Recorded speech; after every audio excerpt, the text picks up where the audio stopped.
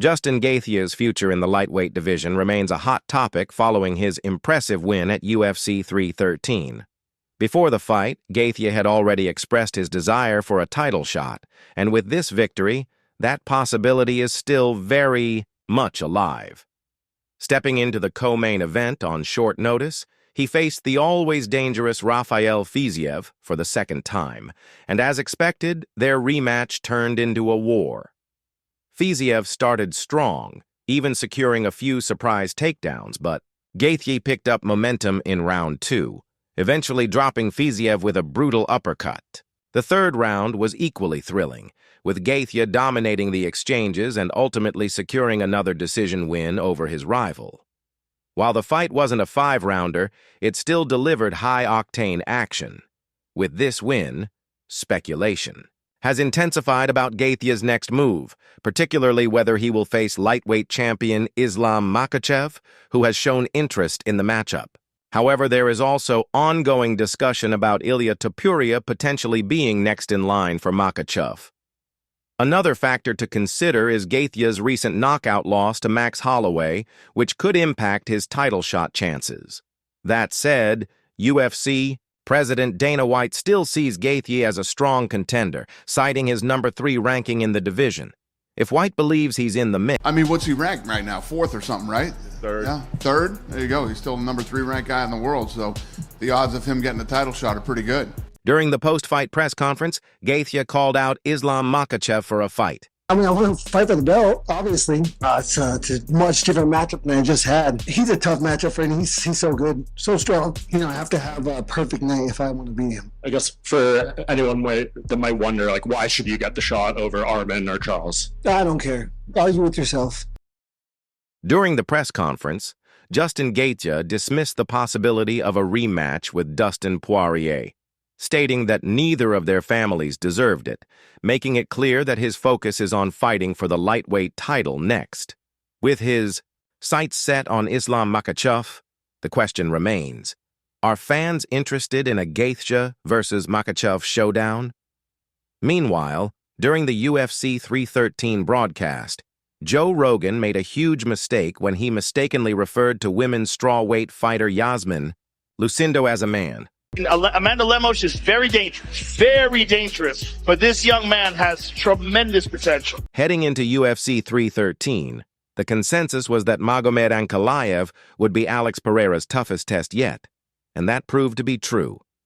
Pereira started strong, landing brutal leg kicks on the challenger, but Ankalaev pressed forward and wobbled him with a powerful punch late in round 2. Despite Pereira successfully defending multiple takedown attempts, Ankalaev controlled large portions of the fight with his clinch game. After 25 grueling minutes, Ankalaev secured the decision victory, leaving fans wondering what's next for Pereira. In recent months, there had been speculation about Pereira moving up to heavyweight to face John Jones or Tom Aspinall, but after this loss, those matchups seem unlikely. A more plausible option would be an immediate rematch, given that Pereira had already defended the light heavyweight title 3 times and no clear challenger is waiting in line. UFC President Dana White echoed this sentiment in the post-fight press conference, suggesting that a rematch is likely the next step. On fight night, but a fight that close with a champion as great as Pereira has been, do you lean towards immediate rematch? Probably. Magomed Ankalaev called out Alex Pereira for believing he won the fight and criticized his performance, accusing him of running instead of engaging. Pereira had expressed confusion over the decision, to which Ankalaev responded, saying, "I'm happy for a rematch, but maybe next time he can fight for real instead of running away the entire time." This raises the question, should the UFC book an immediate rematch between Pereira and the new champion? Can Pereira reclaim the belt? Following his UFC 313 loss, Pereira broke his silence by addressing the fight on social media. É isso aí, pessoal. Algumas marcas. Bom, mas estou bem. Descansar um pouco. Já tô voltando, né? Como eu sempre fiz. Já aconteceu algumas vezes isso comigo, mas, eu tô bem, né? Agradeço todo o apoio de vocês, né? Todo o carinho, sempre me apoiando. Tô recebendo muitas mensagens também. de grande incentivo. Estou aqui com o pessoal, minha família, meu time, meus filhos, tá todo mundo aqui, todo mundo comendo aqui. Aí, ó, vamos pedir umas pizzas e é isso, né? Vida que segue.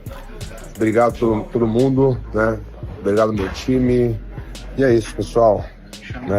Fazer essa revanche aí e ajustar algumas coisas, né? E pô, voltar muito melhor. Pode esperar isso. Tá bom, pessoal? E é isso. Nunca desista dos seus sonhos. Chama. Magomed Ankalaev seems open to a rematch with Alex Pereira, as he posted a message of respect, calling Pereira a great champion and expressing his willingness to run it back any time. Meanwhile, Ankalaev didn't hold back on social media, firing shots at Jiri Prochazka after UFC 313. Despite Prochazka congratulating him and calling out Pereira, Ankalaev responded by calling him a fraud and insisting that others deserve a title shot more. In other UFC news, Ilia Topuria recently generated massive buzz by hinting at big news regarding his next fight. Speculation about a potential lightweight title fight against Islam Makhachev skyrocketed after Topuria vacated the featherweight belt, but at a recent press conference, he avoided discussing his fight plans, suggesting difficulties in booking the matchup. Makhachev himself has downplayed interest in fighting Topuria, believing it wouldn't add much to his legacy after already defeating Alexander Volkanovski twice, with Volkanovski now set to fight Diego Lopez for the vacant featherweight title. At UFC 314 on April 12th, it remains unclear whether Topuria will get his shot at Makhachev or have to face a top lightweight contender first.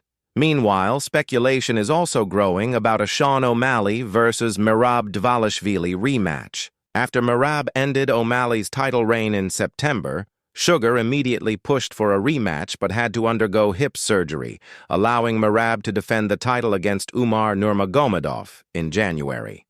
Recently, a video surfaced of O'Malley and Merab discussing their potential rematch, further fueling rumors that the fight may soon be booked. How are you? Ready to go, baby, again? Yes, sir. Yeah, let's go. Let's go. What are you weighing? 58? 57? Something low, all right. Yeah.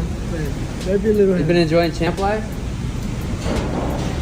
Beginning, no. Now I am. It's 93 more. Oh, actually. The last fight was impressive. You looked good. That was a fun fight to watch. So when we're gonna fight, I know you hit hard, and then I know you're gonna change plan. But I only had one hip last time. I got both hips now. Yeah, okay. Yeah, okay. Now I'm gonna use my striking. No. Yeah, okay. No, you think no? You think I'm not? I know. I would say good luck, but no, I hope you have bad luck. As anticipation builds around a potential Sean O'Malley versus Merab Dvalishvili rematch, recent interactions suggest their relationship is much friendlier than it was last year. A newly surfaced video shows the two bantamweights having a respectful conversation about their possible rematch, and several photos of them relaxing in a jacuzzi together have also been making rounds. While their friendly demeanor might surprise some fans, it is almost certain that tensions will ramp up again as the fight approaches, especially once the UFC begins promoting it. Given Dana White's recent comments about strong interest in this rematch, it seems likely that the UFC will move forward with booking the fight soon. Meanwhile, Colby Covington's next fight remains unannounced, but reports indicate that he will return at UFC 317 on June 28th. While some analysts, including Daniel Cormier and Chael Sonnen, have suggested that Covington should fight Michael Chiesa, Covington himself has completely dismissed the idea.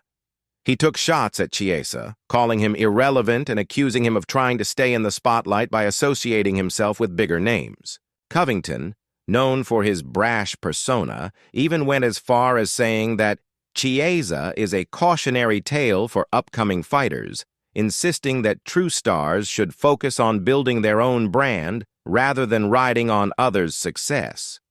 With Covington, having lost 3 of his last fights, including a TKO loss to Joaquin Buckley, it remains to be seen if the UFC will pair him against Chiesa or if they will find a more high-profile opponent for his return. In other fight updates, the UFC continues to book exciting matchups for its upcoming events. Light heavyweight contenders Modestas Bukauskas and Ion Kutsalaba are set to face off at UFC 315 on May 10th. Both fighters are riding the momentum of back-to-back wins, making this a crucial fight for their division rankings. Additionally, Jamal Emmers will take on Gabriel Miranda on March 29th in Mexico City, with both fighters looking to bounce back from previous losses and make a statement in the featherweight division. Outside of the octagon, controversy erupted when UFC 313 pay-per-view buyers experienced major technical difficulties with ESPN+. Many fans who had purchased the event reported being unable to access the fights due to repeated error messages. This led to widespread frustration, with the MMA community criticizing both the UFC and ESPN for failing to deliver a smooth viewing experience. The backlash was so intense that Dana White had to address the situation in the post-fight press conference.